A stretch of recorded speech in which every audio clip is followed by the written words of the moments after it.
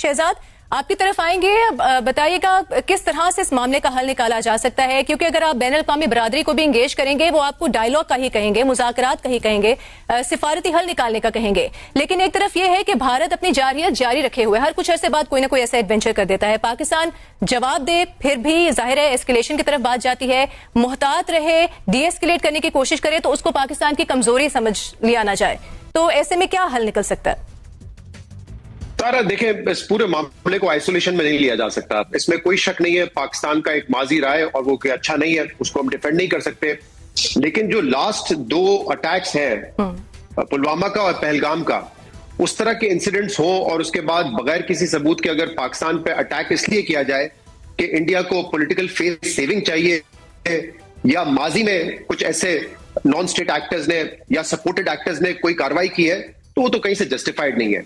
अब यहां पे डिबेट ये हो रही है, जो मैं कह रहा हूं ना, सिंपल एक सवाल है हमारे जहन में और उसका जवाब हमें तलाश करना है कि हम इंडिया की दरअंदाजी, वो बार बार हमारे एयर स्पेस को वायलेट करके पाकिस्तान के अंदर अटैक करें, कभी एलओसी को क्रॉस करके, कभी वर्किंग बाउंड्री को क्रॉस करके, कभी इंटरनेशनल बॉर्डर्स को क्रॉस करके, इसको हमने कैसे रोकना है?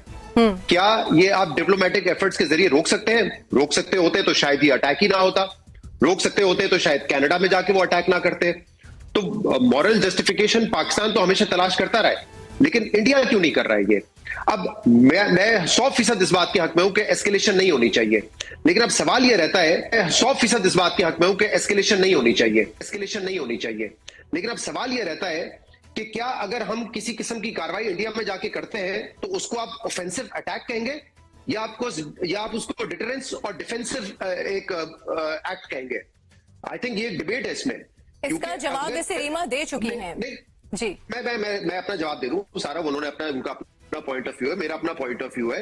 मैं सिर्फ ये कह रहा हूं कि अगर एक फोर्स को पता है कि हम एक ग्रोइंग इकोनॉमी है, ग्रोइंग मुल्क है, हमारी मिलिट्री पावर बहुत ज्यादा है और हम पाकिस्तान पे चढ़ दौड़ेंगे और हमें कुछ करने वाला नहीं होगा और पाकिस्तान भी चुप करके तमाशा देखता रहेगा, तो वो तो ये करते रहेंगे।